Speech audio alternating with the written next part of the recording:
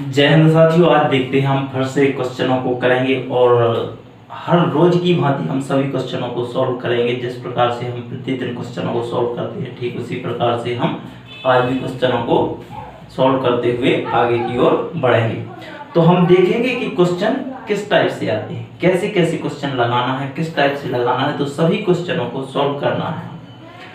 जैसे ही हम क्वेश्चनों को सॉल्व करेंगे, बाद में पाएंगे कि हमारा नोट भी तैयार हो चुका है और क्वेश्चन भी सॉल्व हो चुके हैं। यदि आपको लगता है कि क्वेश्चन ठीक है तो हमारे सेक्शन को लाइक शेयर सब्सक्राइब जरूर करें। यदि लगे आपको, अभी नहीं करना, लेकिन भागना नहीं। क्या भागना नहीं सेक्शन से, क्योंकि क्वेश्चन बहुत ही बढ़िया शानदार क्वेश्चन लाया हूं मैं। तो क्या है, सेक्शन से भागना नहीं है, देखना। यदि लगे तो लाइक शेयर सब्सक्राइब करना, वरना ना करना। चलो देखते हैं, पहला क्वेश्चन देखते हैं। रमन ने 9 वर्ष के बाद साधारण ब्याज के रूप में 13,300 का भुगतान किया। उन्होंने पहले 2 वर्षों के लिए 6% की दर से, अकेले 3 वर्षों के लिए 9% और बाकी की अवधि के लिए 14% पर कुछ रकम उधार ली। उसने कितनी रकम रुपए में उधार ली थी? तो हमें क्या बताना है, कितनी रकम उधार ली थी उसको ये बताना है हमें। तो हम देखते हैं, रमन ने 9 वर्ष, समय कितना दिया हुआ है टोटल? तो 9 वर्ष दिया हुआ है। कितना दिया हुआ है? 9 वर्ष। टोटल समय कितना? 9 वर्ष। उसने कहा है कि साधारण ब्याज के रूप में 13,300 रुपए। तो उसने पहले 2 वर्षों के लिए तो कुछ तो रकम ली ही होगी, तो मैं उसको पी मान लेता हूँ, क्योंकि प्रिंसिपल है वो। तो मैंने क्या मान लिया उसे? पी। प्रिंसिपल कितना होगा? पी होगा। कितने वर्षों के लिए और कितनी दर पर? तो 2 वर्षों के लिए 6% की, तो 6% की दर पर 2 वर्षों के लिए बटे में 16 आएंगे। कुछ और रकम ली है जो कि उसने, प्रिंसिपल तो वही रहेगा, गुणा वही रहेगा, लेकिन ये और जो 3 वर्षों के लिए है वो कितनी दर पर ली है? तो 9% की दर पर ली है। कितने वर्ष के लिए? तो 3 वर्ष के लिए 16 आएंगे। उसने ये कहा है हमसे कि टोटल 9 वर्ष तो हो कितने चुके हैं? 3 वर्ष तो ये हो चुके हैं और 2 वर्ष ये हो चुके हैं। तो 3 2 5 वर्ष तो हो चुके हैं। अब कितने शेष वर्ष बचे हैं? 9 साल में से 5 साल तो निपट गए हैं, 5 वर्ष तो निपट चुके हैं। इसके बाद में कितने बचेंगे? तो 4 वर्ष बचेंगे। तो 4 वर्ष तो वही प्रिंसिपल रहेगा, लेकिन आपकी बार कितना परसेंट पर दिया है? तो 14% पर 4% ये होगा, 4 ये होगा 4 वर्ष के लिए। लेकिन कितना भुगतान किया उसने? तो 13,300 रुपए इतना उसने भुगतान किया था। देखेंगे हम, जो था हमने यहाँ पे रखा, इसके बाद जो भुगतान किया यहाँ पे रख दिया। इसके बाद हम देखेंगे 6 दूना 12 पी बटे 100 प्लस 9 × 27 प्रिंसिपल पी लगाएंगे बटे 100 लगाएंगे प्लस 14 चौके 56 पी बटे 100 बराबर 13,300। इतना होगा कि नहीं होगा? सबके बटे में 100 है, तो हम कितना लेंगे? एलसीएम 100 लेंगे। ऊपर ऊपर संख्या को क्या कर देंगे? हम जोड़ देंगे। तो 6 7 कितना होगा? 13 13 14 15 15 की 5 हाथ की 1 5 और 3 8 8 है 9। तो 95 पी बराबर 13,300। 95 का इसमें भाग देंगे हम, तो कितनी बार जाएगा? 19 पना 95, 19 7 133, 19 पना 95, 19 7 133, 700 आ गया। 5 से हम काटेंगे तो 14 पंचे 70, तो 40 आ गया। 140 से आ गया। तो पी का मान कितना आ गया? 14,000 रुपये। क्योंकि ये 100 था तो 100 का हमने साइड क्या करा दिया? गुणा करा दिया बराबर के साइड। तो पी का मान कितना आया? उसने कितना रुपए लिया था? 14,000 रुपए लिया था, लेकिन उसने भुगतान किया कितना किया है? 13,300 रुपए किया है। अगला देखते हैं, नेक्स्ट क्वेश्चन देखेंगे आप।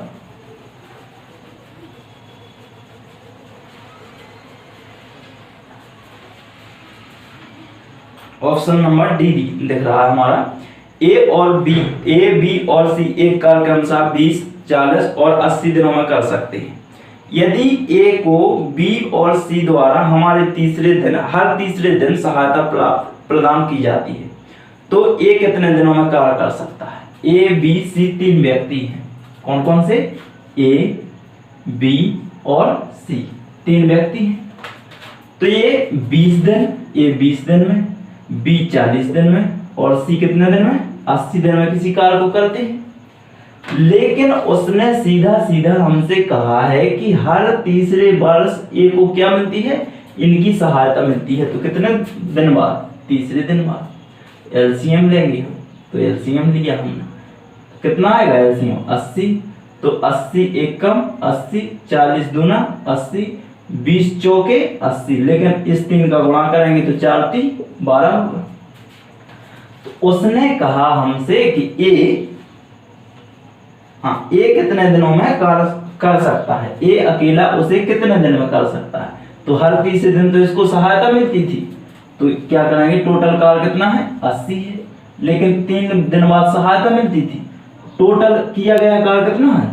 1 दिन का कार्य ये है, तो सबका एक दिन का कार्य होगा।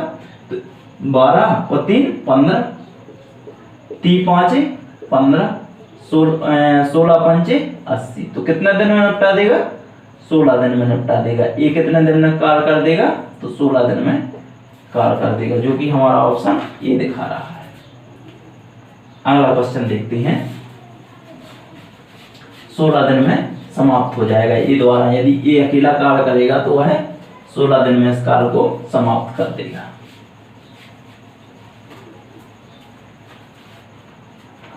अब आया है बहुत ही शानदार क्वेश्चन आया है। 8 सेंटीमीटर त्रिज्या वाले एक वृत्त का क्षेत्रफल 8 सेंटीमीटर आधार वाले एक त्रिभुज के क्षेत्रफल के बराबर है।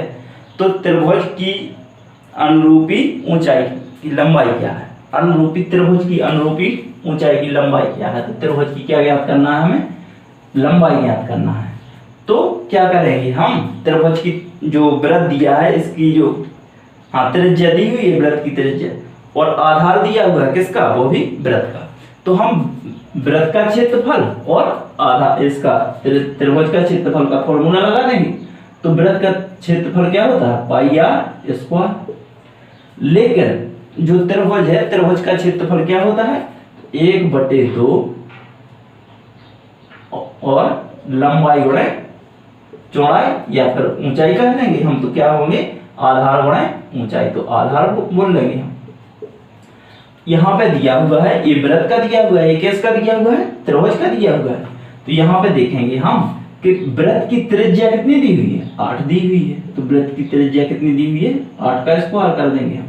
1/2 लिखा है तो 1/2 लिखेंगे। लंबाई हमें ज्ञात करना है, आधार हमें दिया हुआ है कितना? 8 दिया है। तो आधार या ऊंचाई या लंबाई एक ही है, तो एच मान लिया हमने। 4 दूना 8, 2 चौके 8।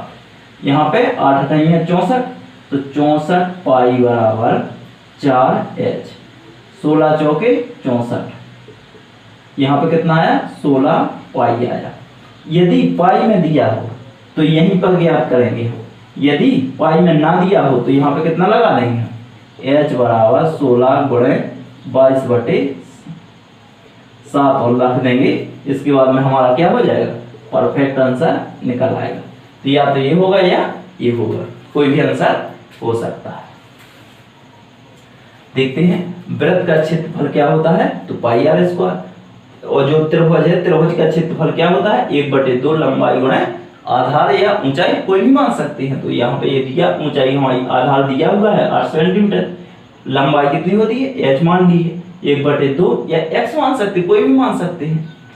तो हमारा कितना आ गया? इतना आ गया। अगला क्वेश्चन देखते हैं। Next question.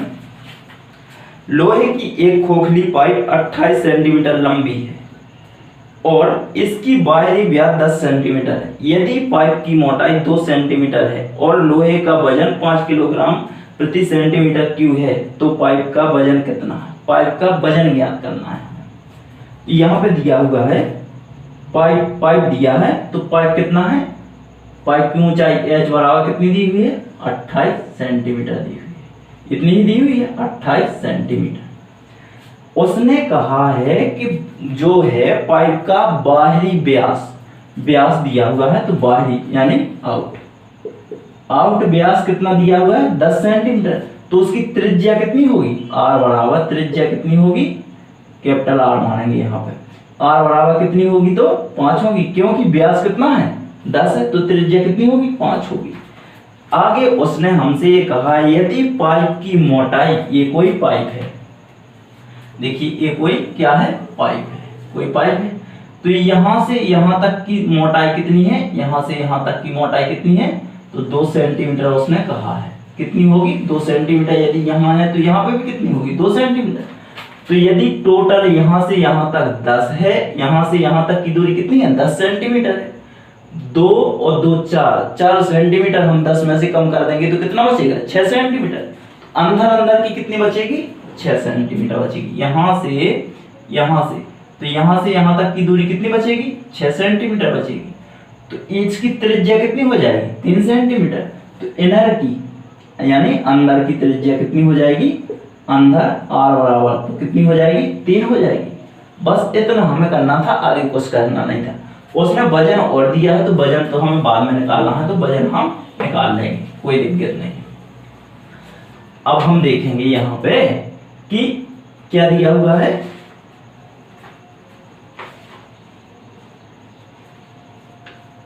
हाँ पाइप दिया है, तो खोखले बेलन का पाइप दिया हुआ है, तो हम इसको ज्ञात करेंगे हम। तो यहाँ पे देखेंगे आयतन का फॉर्मूला लगा देंगे हम, क्या लगाएंगे आयतन का फॉर्मूला क्या होता है, तो आयतन बराबर, आयतन हमें ज्ञात करना है, आयतन बराबर दिया हुआ है पाई के बाद देखो कैपिटल R है तो R का square minus small r square और h, क्योंकि क्या दी हुई है ऊंचाई दी हुई है, तो यहाँ पे देखेंगे पाई का मान ये रखा, पाई का मान रख देंगे हम 22/7, यदि यूज होगा तो कोई दिक्कत नहीं है। यहाँ पे 5 है तो 5 का स्क्वायर लिख देंगे हम, 5 का स्क्वायर कर देंगे, यहाँ पे 3 का स्क्वायर कर देंगे माइनस 3 का स्क्वायर। एच कितना दिया हुआ है 28 दिया हुआ है, तो 28 कर देंगे हम।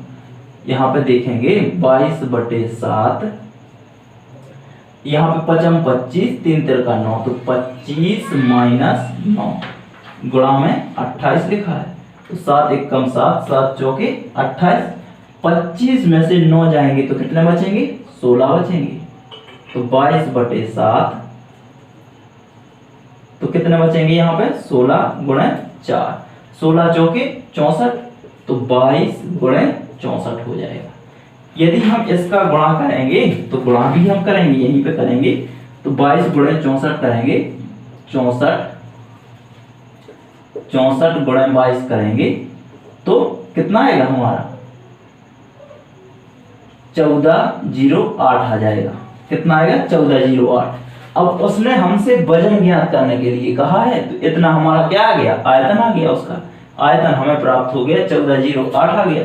अब हम वजन ज्ञात करना है, तो वजन के लिए उसने हमें पहले कर दिया है कि 5 ग्राम सेंटीमीटर क्यूब है, तो हम यहाँ पे यदि ग्राम में लिखा है, उसने वैल्यू हमसे क्या में पूछी है किलोग्राम में पूछी है, तो हमें कितने का भाग देना पड़ेगा 1000 का भाग देना पड़ेगा। 1000 का जब हम भाग देंगे तो हमारा आंसर हमारे सामने प्रकट हो जाएगा इसका। तो यहाँ पे 8 लिखा हुआ है, तो 8 पंचे 40, 14 पंचे 70, 70 40 आया। 1000 का भाग देंगे जब हम, तो 7.040 दिया हुआ है, तो जो किलोग्राम में दिया हुआ है तो किलोग्राम आ जाएगा। कितना आ जाएगा 7.040 किलोग्राम हमारा क्या होगा करेक्ट आंसर हो जाएगा।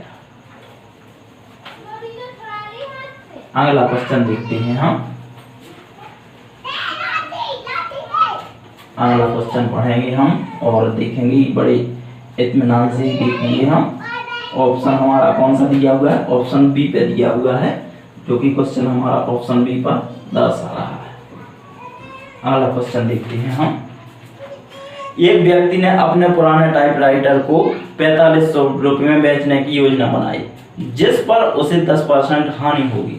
20% लाभ प्राप्त करने के लिए उसे इसे कितने रुपए में बेचना चाहिए। उसे एक टाइपराइटर रखा था, पुराना वस्तु रखी थी, तो उसने कहा इसको निकाल दे। लेकिन यदि वह 4500 रुपये में निकालेगा तो उसको 10% की क्या हो जाएगी, हानि हो जाएगी। अर्थात 4500 रुपये में यदि वो निकालता है तो उसे कितने की हानि हो जाएगी, 10 रुपये की हानि हो जाएगी, तो 90 आ जाएगा, 100/90 हो जाएगा। यदि इसी पर वह 20% का प्रॉफिट कमाना चाहता है तो 120/100 और लगा देंगे, तो 100 से 100 कैंसिल हो जाएगा, 0 से 0, 9×5 45 हो जाएगा, तो 5 आ जाएगा, यहाँ 50 आ जाएगा, 12×5 60, तो कितना आ जाएगा, 6000 रुपये। तो उसे 6000 रुपये में यदि 20% उसे प्रॉफिट कमाना है तो उसे कितने में बेचना चाहिए, 6000 रुपये में बेचना चाहिए। अगला क्वेश्चन देख लेते हैं। इस प्रकार का क्वेश्चन था, उसमें था कुछ है नहीं, थोड़ा सा घुमाया था उसने और क्वेश्चन किया था। यदि कोई व्यक्ति 10 किलोमीटर प्रति घंटा की बजाय 15 किलोमीटर प्रति घंटा की गति से चलता है तो वह 25 किलोमीटर अधिक चला होता, उसके द्वारा तय की गई दूरी, वास्तविक दूरी क्या है, उसके द्वारा तय की गई। पहले वह 10 किलोमीटर चलता था, 10 किलोमीटर प्रति घंटा चलता था, लेकिन इसके बाद उसने चलना कितना कर दिया था, 15 किलोमीटर प्रति घंटा कर दिया था। यदि वह 10 किलोमीटर प्रति घंटा चलता था, जिसके बाद वह 15 किलोमीटर प्रति घंटा चलने लगा था, यदि उसने चाल बढ़ाई तो वह 25 किलोमीटर अधिक दूरी उसने क्या की, तय की। यदि इसके बीच में कितनी बढ़ाई उसने, 5 किलोमीटर प्रति घंटा, लेकिन क्वेश्चन के अनुसार कितनी बढ़ाई, 25 किलोमीटर, तो 1 बराबर कितना आ जाएगा, 5 आ जाएगा। अब उसने वास्तविक चाल पूछी है तो 10 का गुणा कर देंगे तो कितना आ जाएगा, 50 आ जाएगा, जो कि हमारा क्या हो जाएगा, करेक्ट आंसर हो जाएगा। 10 किलोमीटर उसकी पहले थी, 15 किलोमीटर उसने स्पीड को बढ़ाया और 15 किलोमीटर प्रति घंटा पहुंचा। जब उसने स्पीड बढ़ाई तो वह 25 किलोमीटर अधिक तय किया, उसने कितना किया, 25 किलोमीटर अधिक तय किया। लेकिन यहाँ पे इसके अनुसार कितना बढ़ा, 5 बढ़ा। यहाँ पे कितना बढ़ा क्वेश्चन के अनुसार, तो 25 बढ़ा, तो 1 बराबर 5, 10/50, तो वह 50 किलोमीटर की दूरी उसने क्या की, तय की। वास्तविक चाल क्या थी उसकी, 50 किलोमीटर। अगला क्वेश्चन देखते हैं। 4² + 4/5 प्लस 5 × 2 -3 का 4 का मान ज्ञात कीजिए। इतना दिया है तो इसका हमें क्या करना है, मान ज्ञात करना है। तो का मतलब होता है गुणा। यहाँ पे सबसे पहले 4 चौके 16 और 4 20 कर लेंगे, 20/5 प्लस 5 दूना 10 माइनस 4 × 3 = 12, 5 चौके 20, 10 और 4 कितना होता, 14 माइनस 12 कितना आ जाएगा, 2। इसका मान कितना होगा, 2 होगा। अगला क्वेश्चन, यहाँ पे वर्ग लगा था, ये तो सिंपल क्वेश्चन था, करने में कोई दिक्कत नहीं है, थोड़ी सी कैलकुलेशन थी और कुछ नहीं था उसमें। अगला क्वेश्चन देखते हैं। रवि और सुमित का वेतन 2:3 के अनुपात में है। यदि प्रत्येक के वेतन में 3000 रुपए की वृद्धि हुई है तो नया अनुपात 35:50 हो जाता है। तो सुमित का नया वेतन क्या है, सुमित का नया वेतन पूछा है उसने। रवि और सुमित 2 लड़के हैं, रवि और सुमित, उनके वेतन में 3,000 की वृद्धि हो गई। उनका रेशियो दिया हुआ था 2x/3x, इतना दिया हुआ। लेकिन किसी कारणवश उसमें 3,000 की क्या हो गई है, वृद्धि हो गई। तो सब में वृद्धि होगी, दोनों में, प्रत्येक में कहा है उसने तो दोनों में होगी। तो इसका अनुपात बदल करके कितना हो गया, 35:50 हो गया। इतना ही कहा उसने कि नहीं कहा, 35:50 हो गया। तो 5 7 35, 5 धाम 50, इतना ही होगा, 5 7 35, 5 धाम 50। 10 का गुणा हम यहाँ करेंगे तो 10 दूना 20x प्लस यहाँ पे 3 हो जाएगा तो 30,000 आ जाएगा। इतना ही होगा, 3 0 1 0 और बढ़ जाएगा यहाँ पे देखते हैं, जब हम इसका गुणा करेंगे, इसमें गुणा करेंगे हम, तो 7 3 21 बराबर 7 3 21 एक्स, यहाँ पे प्लस 7 3 21 3 0, इतना ही होगा। जब हम इसको 20x को इस साइड लाएंगे और इसको हम उस साइड ले जाएंगे, तो 30,000 माइनस 21,000 बराबर, यहाँ पे कितना आ गया 21x माइनस 20x, यहाँ पे 21,000, 30,000 में से 21,000 गया तो कितना बचा 9,000 बराबर x का मान कितना आया 9,000 आया। अब उसने क्या कहा है कि किसका, हमें सुमित का चाहिए, तो 9 3 27, कितना होगा 27 होगा, लेकिन नया चाहिए तो 3,000 और जोड़ना पड़ेगा, तो 27,000 ये हो गया, 3,000 और जोड़ देंगे हम तो कितना आ जाएगा टोटल 30,000 आ जाएगा। कितना आ जाएगा 30,000 आ जाएगा उसका। कितना होगा नया अनुपात, कितना होगा नया, हाँ तो सुमित का नया वेतन, तो नया वेतन कितना है उसका 30,000 रुपए है।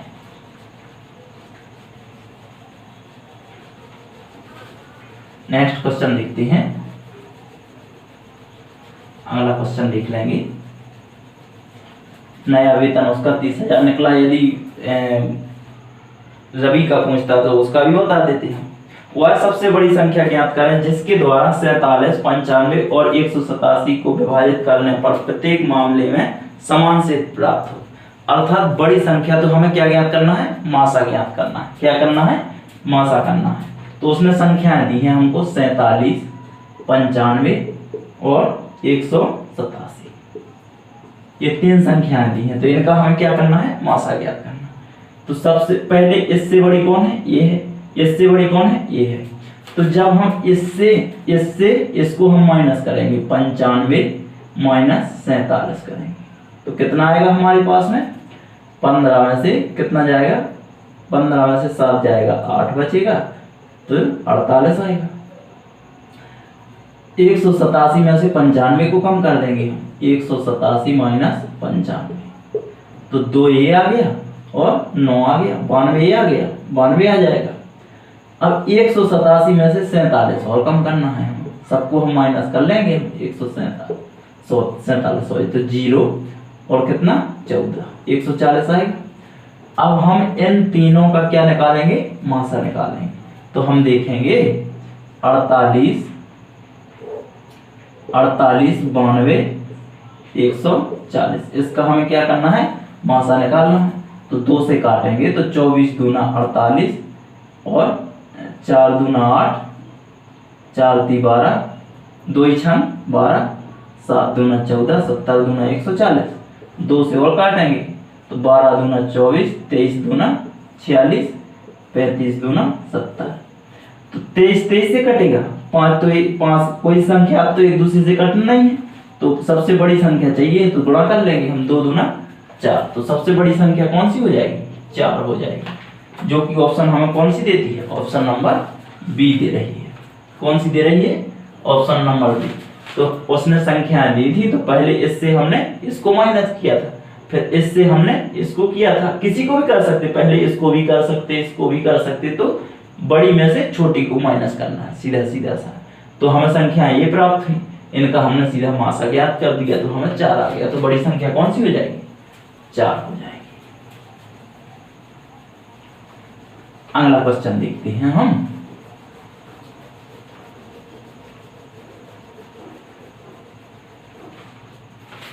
अगला क्वेश्चन, एक क्वेश्चन दिया हुआ है, निम्नलिखित पाई चार्ट एक पुस्तक को प्रकाशित करने में हुए व्यय का प्रतिशत विवरण दर्शाता है। पाई चार्ट का अध्ययन करें और उसके आधार पर प्रश्न के उत्तर दें। तो एक क्या दिया हुआ है, चार्ट दी हुई है, जो कि इस टाइप से दी हुई है, चार्ट इस टाइप से। उसमें कितने ब्रैकेट दिए हुए हैं, तो यहाँ पे कोई सेंटर है, ये दिया हुआ है,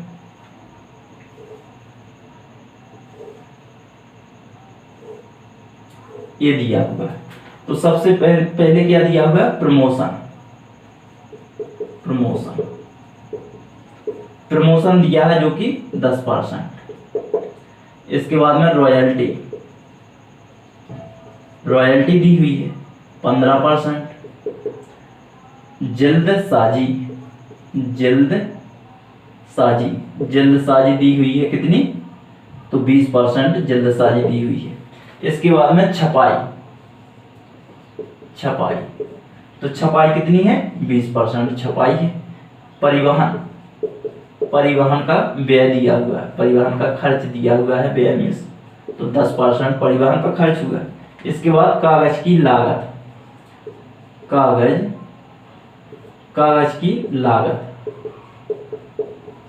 कागज की लागत कितनी दी हुई है, तो 25%। अब क्वेश्चन को देखते हैं। ये तो उसने क्या दी थी, पाई चार्ट दी थी। इसके बाद में अब क्वेश्चन बनता है, कैसा बनता है देखते हैं। पुस्तक पर रॉयल्टी कागज की लागत से कितना प्रतिशत कम है, तो रॉयल्टी तो ये है और कागज की लागत ये है, तो कितना प्रतिशत कम है देखते हैं हम, कितना प्रतिशत कम है।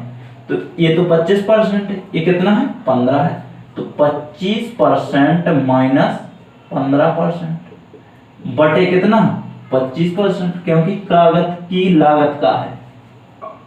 मैंने पहले बताया था कि जिसके साथ में का की लगा हो उसको हम क्या करेंगे, नीचे रखेंगे, गुणा में 100। तो यहाँ पे 25 में से 15 गया तो 10% बचा, बटे 25%, गुणा में 100%, से परसेंट कैंसिल, 25 चौके 100, तो 4 धाम 40, कितना आ गया, 40 आ गया। 40% क्या हो गया हमारा, करेक्ट आंसर आ गया। इस परसेंट से इस परसेंट, ये परसेंट अलग से लगा था, तो हमारा क्या आ जाएगा, 40% करेक्ट आंसर आ जाएगा हमारा, जो कि पाई चार्ट का क्वेश्चन था, तो वो हो चुका है। अगला क्वेश्चन देखते हैं आप। रॉयल्टी और कागज का खर्च देखा है उसने, तो हमने कितना व्यय था, अधिक था या कम था, तो निकालना था। तो हम यदि अधिक कहा होता तो अधिक निकाल देते, कम कहा तो कम निकाल दिया हमने। आगे देखते हैं। यदि x प्लस 1/x बराबर कितना दिया हो, 3 दिया है, तो ज्ञात हमें कितना करना है, x पे 5 की घात प्लस 1/x पे 5 की घात बराबर हमें ज्ञात करना। इस टाइप का क्वेश्चन आता है तो हम क्या करते हैं, देख करके स्किप कर देते हैं, लेकिन अब से स्किप नहीं करेंगे, आगे बढ़ेंगे, इसको सॉल्व करेंगे। तो देखेंगे सबसे पहले इसको हम कैसे, गुणा में तो कोई बनेगी नहीं, x के खातिर 5 लगी हुई है, तो गुणा में तो बनेगी नहीं बनेगी ना। तो हम देखेंगे यहाँ पे कि 2 गुणे 3, 2 + 3 गुणा में खाते क्या हो जाती, जुड़ जाती। तो पहले 2 की लगाएंगे, फिर 3 की लगाएंगे। यदि 2 का यहाँ पे स्क्वायर करेंगे तो a² माइनस कितना करना पड़ेगा हमें, 2। इसको हमने a माना, इसको हमने a मान लिया, तो a² - 2 माना, -2 करेंगे हम, तो हमारा क्या आ जाएगा, आंसर आ जाएगा। देखते हैं, a² यानी 3 का स्क्वायर, तो 9 आ गया, -2 तो कितना आएगा, 7 आ जाएगा। कितना आ जाएगा, 7 आ जाएगा। इसके बाद में जब हम 3 का घन करेंगे, यहाँ पे सबसे पहले 3 का भी घन करना पड़ेगा। हम एक बार हम वर्ग कर चुके हैं, अब एक बार हमें क्या करना पड़ेगा, घन करना पड़ेगा, फिर दोनों को जोड़ना पड़ेगा। तो देखेंगे हम घन करके, तो a का मान हमारा पहले कितना आ गया, 7 आ गया। अब हम घन करेंगे तो यहाँ पे a³ - 3a करेंगे, तो a³ यानी 3 × 9 = 27 आया, माइनस 3 × 9, तो कितना प्राप्त होगा हमें, 18 प्राप्त होगा। अब यहाँ पे एक 18 मान आ गया हमारा, ये 7 आ गया।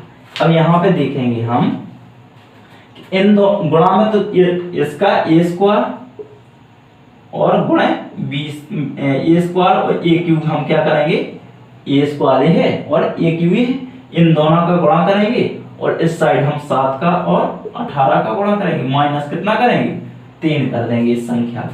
तो 18 × 7 = 126, और यहाँ पे कितना हो जाएगा, a³ 5 हो जाएगा, a5। तो ये मान निकालना था हमें, 126 - 3 तो बराबर में कितना हो जाएगा, 123 हो जाएगा, जो कि हमारा क्या था, करेक्ट आंसर।